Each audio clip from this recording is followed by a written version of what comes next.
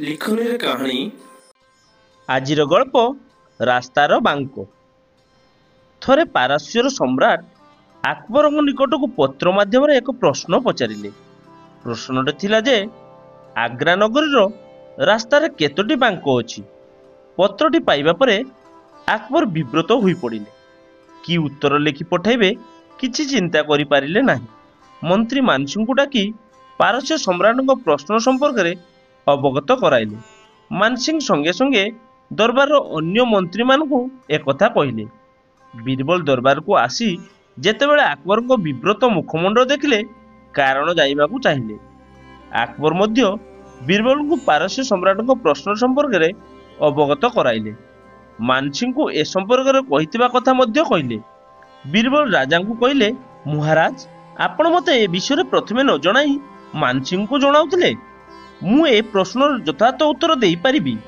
ମୁଁ ଜାଣେ ଆଗ୍ରା ନଗରରେ ରାସ୍ତାରେ କେତେ ବାଙ୍କ ବା ମୋଡ଼ ଅଛି।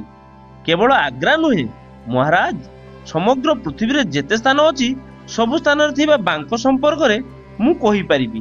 ବୀରବଲଙ୍କ କଥା ଶୁଣି ଆକବର କହିଲେ, ତୁମେ ଯଦି ଏହାର ଉତ୍ତର ଦେଇପାରିବ ତାହେଲେ ଶୀଘ୍ର କୁହ। ବୀରବଲ କହିଲେ, ମହାରାଜ, ପୃଥିବୀରେ ଯେତେ ନଗର ଅଛି ସମସ୍ତ ନଗରର ଦୁଇଟି ବାଙ୍କ ଥାଏ।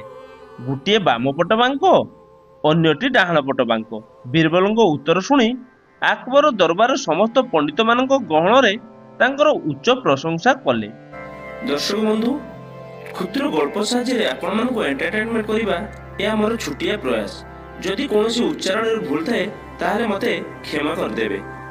ଲେଖନୀରେ କାହାଣୀ ଗଳ୍ପଟି ଆପଣମାନଙ୍କୁ ଭଲ ଲାଗିଥିଲେ ଭିଡ଼ିଓଟିକୁ ଲାଇକ୍ କରିଦିଅନ୍ତୁ, ସେୟାର କରିଦିଅନ୍ତୁ ଏବଂ ଗଳ୍ପଟି ଭଲ ଲାଗିଥିଲେ କିମ୍ବା ଖରାପ ଲାଗିଥିଲେ ଆପଣମାନେ କମେଣ୍ଟ ଦ୍ୱାରା ଆମକୁ ଜଣାନ୍ତୁ।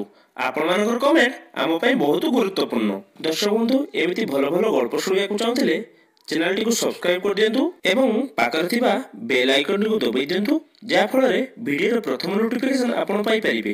ଦର୍ଶକ ବନ୍ଧୁ, ପୁଣି ଆଉ ଥରେ ଦେଖା ହେବ ଲେଖନୀର କାହାଣୀରେ ଆଉ ଗୋଟେ ଅଧ୍ୟାୟରେ। ସେ ପର୍ଯ୍ୟନ୍ତ ରହୁଛି, ନମସ୍କାର।